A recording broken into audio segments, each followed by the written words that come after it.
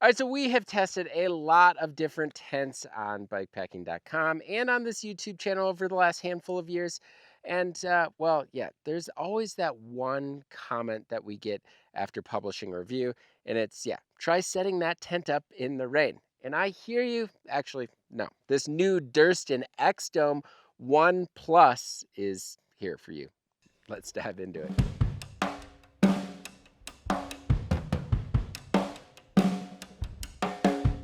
All right, so over the last handful of years, I've actually heard quite a bit about Durston, but this is actually the first Durston product that I've ever used. So the brand has kind of a cult following in the backpacking world, with plenty of ultralight and thru hikers swearing by their tents. So Durston is a tiny little operation, just Dan Durston and his wife T running things out of Alberta, Canada. So before launching Durston, the company, Dan actually racked up some serious trail miles.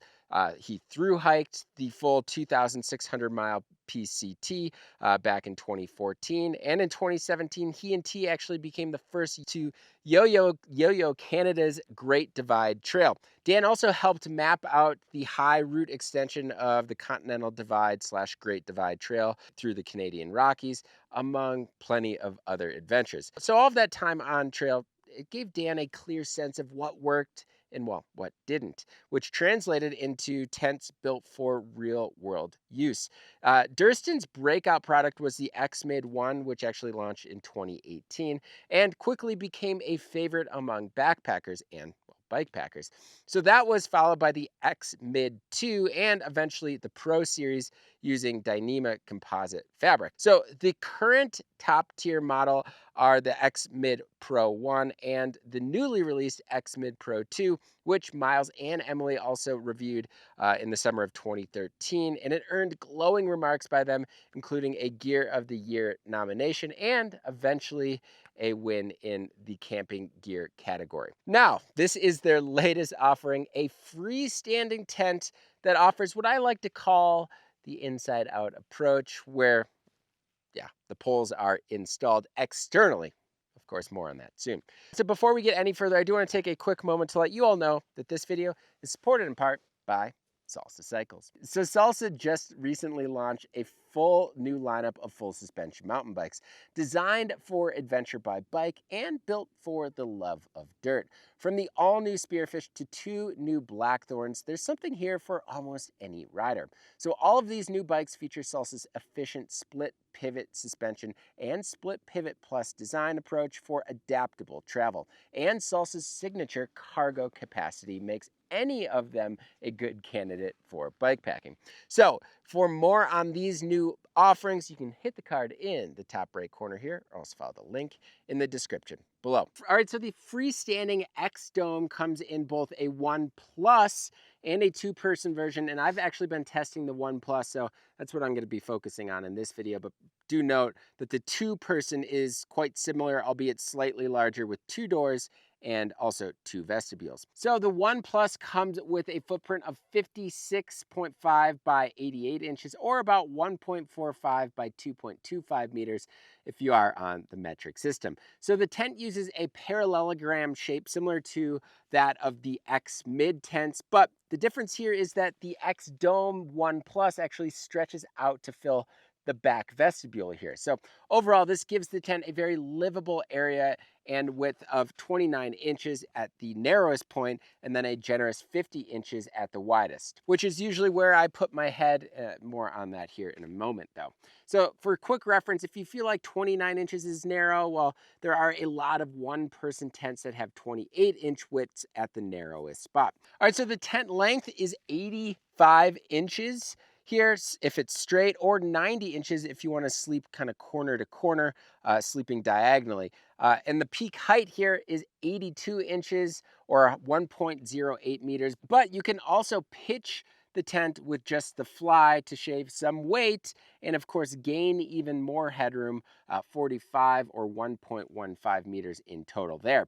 So what's nice about the height actually is it spreads out quite a bit. It's not just kind of a single high point in the middle of the tent. So most tents don't actually prioritize this, I guess, except for the Sling Fin Portal 1. But the X-Dome kind of sneaks out an extra inch over that tent with the inner installed. So overall, it's a tent that is really designed for ample room in mind, making it an excellent option for taller individuals of the world.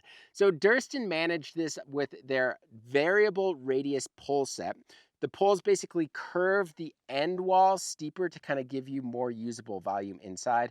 And then the crossbar at the top here helps extend peak height across a bigger portion of the ceiling. Now, the vestibule situation is a biggie, and that is pun intended here. So the X-Dome 1 Plus offers 9.2 square feet of vestibule space, and it's tucked off to the side here so that you actually aren't stepping over things to get inside or out of the tent. So the Fly even has its own kind of stakeout door so that you can pop open for quick access to the vestibule, or pair that with the main door and really kind of open things up and lets kind of the tent breathe. So Durston pulled all of this off by trimming back the inner to make room for that space, and they kept the pitch uniform and tight by adding two kind of larger pieces of cord to connect to that front right pole anchor point. So every single time I set this tent up, I like it more and more. And with their claimed weight of 2 pounds, 4.5 ounces, it's impressive how much livable space you get for that weight. Oof, gosh, I should have came an hour earlier. It's so hot already. We're just after the 4th of July. What is it? July 11th. And yeah, I should have been out here an hour earlier. You can't win them all. You got to drop the kids off at school, you got to deal with life stuff. So I'm just tucked in here, escaping that sun. All right, so the inner is mostly mesh up top here with a semi bathtub kind of floor made from 15D sil poly. They also offer a solid inner version that swaps most of the mesh for a 20D sil poly if you're looking for a bit more kind of strength and, well, warmth. So the door design is also quite sleek. It features a full-length zipper at the bottom with two pulls that meet at an angled zipper that zips upward. So this actually gives a kind of double door style entry with the left side opening to the main entry and living space. And then the smaller right side provides access to the vestibule, or, well, just the right side of the tent. So inside there are only 2 pockets, so not a lot.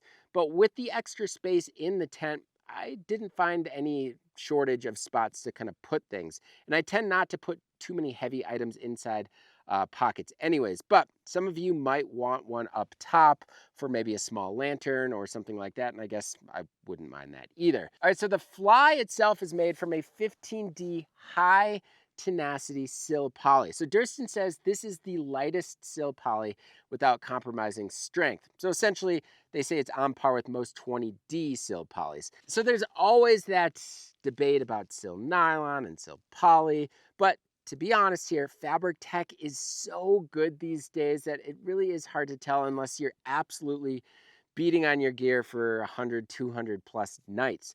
So Durston is certainly on the sil poly train for its strength to weight ratio, minimal stretching, and fast drying tendencies. And I actually, well, tend to lean that way as well. But for what it's worth, the Sling Fin Portal 1 sil nylon tent held up great, but I did have some major stretching issues with the Mountain Hardware Nimbus tent that I tested a while back, especially when it got wet. So yeah, not all similar fabrics are created equally. So the Fly door mirrors the inner door with the zipper angled and kind of offset, with one side for the main access to the tent and then the other side closer to the vestibule. Both the inner and Fly come with magnetic door toggles here. Super easy to use and actually quite satisfying. So there's also 2 vents up top here on the top of the Fly, which I pretty much almost always kept open for airflow. So it is all held up by these Easton carbon poles, and both the inner and Fly connect at the exact same point. So everything lines up clean and sets up fast. All right, so speaking of setup, the first time I pitched this tent, it wasn't entirely intuitive. And that's not always a bad thing, right? The issue is I always run the intuitive test, let's call it. When I review gear, I try to set it up without actually having to read the instructions, just to kind of see how easy it is. And let's be honest, I bet half of you do the exact same thing, right? I'll spare you the full details here, but let's just say it was obvious right away that this tent is built differently than anything I've ever used before. So technically, there are kind of three ways to set this tent up. You can pitch just the inner, you can just pitch the fly, or both together with the inner already attached to the fly. So that third method is basically what I used most of the time. And honestly, it is the easiest way. I usually camp with at least maybe a small chance of rain in the forecast. So having the whole system kind of ready to go just makes sense. And if you're in a wetter climate, especially my friends over in the UK, this setup is going to be right up your alley. So one thing I should mention here, while you technically don't need a ground cloth, I'm not using one right now for this. I did bring a Tyvek sheet for most of my time with the tent. It was kind of nice to have, even just for the vestibule area. Always good to have just that extra layer under you just in case things do get super wet. So Durston also offers a dedicated ground sheet as an add-on if you want a more tailored fit. All right, so let's walk through the three options here. So out of the box, I recommend just pitching the fly first. You can either stake out the fly before adding the poles or do what I did the first time and set up the poles and fly together. Then you can stake it down after. But nearly every single time after, I actually found it easier to stake the four corner loops first, then kind of set up the poles and adjust as needed from there. So once the fly is up, well, you've got a shelter. You can either throw down your ground sheet inside the fly and, well, you're good to go if you want that minimalist setup. However, for the full inner setup, simply insert the pole tips through the small catches on the four corners of the inner tent. Then clip the buckles into the fly. It's best to kind of start in the back of the tent and then move towards the door. And then in any case with the fly or both the inner and fly setup, all you need to do is tug on the small webbing and ladder lock buckles located near the pole catches to tension the fly. And then you could stake out as many points as you feel necessary on the tent. But here is the beauty of this system. If it's pouring rain, well, you can crawl inside the fly first and set up the inner tent from the inside, keeping you and the inner dry. Even better, you can actually leave the inner tent attached to the fly when you pack it up, so it is ready to go for your next pitch. Now, if you're expecting a dry night, well, there's nothing better than ditching the fly altogether or just removing part of it to open things up and improve ventilation. It's a modular system so that you can actually mix and match, remove half of the fly for more airflow, or pop it back on quickly if a storm rolls in. Between staking or not staking first, pitching the fly or the inner first, or even flipping the middle pole upside down or right side up, there really is no right or wrong way to set this tent up, which is really awesome. Just one strong bit of advice here: don't attach the inner tent to the fly unless the fly is already pitched. Trust me, it's a headache. Don't even try. All right, so I've been testing this tent since February, but the first time I actually got this tent, I was a little hesitant. Here's why. Like many bike packers, finding space on your bike for a shelter, while obviously important, is usually kind of the biggest packing challenge, that and a sleep system. And before I even looked at the weight, I was actually unsure about going with a 1 Plus design. After all, I'm a pretty small guy, right? And I don't need a ton of room. And I always struggle to find space on my bike. But once I actually packed it into the rear stuff sack of my bike, it turned out to be more compact than I expected. Just as compact as most other tents that I've been testing in the one-person category, of course. And certainly more than most mid tents out there. So the one piece that was kind of tricky was the long Easton poles. So I squeezed them into my Gila Monster frame bag in one setup and then tossed them on a rear rack on another setup. And that said, this would actually be a complete non-issue with the short pole version, which is available from Durston, which I didn't get for this test, but would definitely recommend for bike packing. Just keep in mind that the short pole version are a little bit heavier, but yeah, that's a small price to pay for convenience. Now, we already went over the tent setup, which is obviously one of the tent's best features. But one thing to consider in real life is the footprint this system takes up. It's bigger than your average one person tent. So if you're camping with a group or is trying to pitch it in a tight space, it could be an issue. It's kind of a trade off with all of that extra internal space.